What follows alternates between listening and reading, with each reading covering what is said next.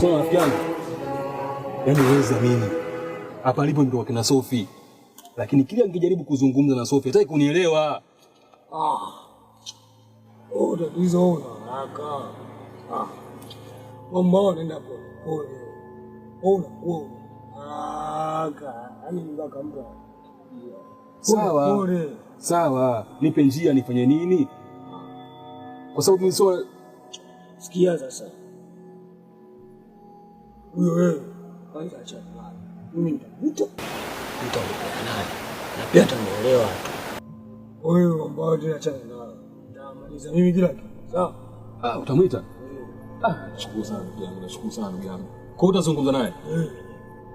Nitashukuru sana ndugu yangu sababu kila nikitumia mbinu yoyote acha kunisikiliza yule mwanamke. Ndugu yangu nakuelewa sana. Yaani ndugu yangu maana nakupenda sana ndugu yangu. Sasa cha msingi zungumza naye. Alafu utaniambia majibu. Mimi nishampanga. Nakupa wewe. Majibu mazuri tu. Na akataa yule. Mimi sinajua.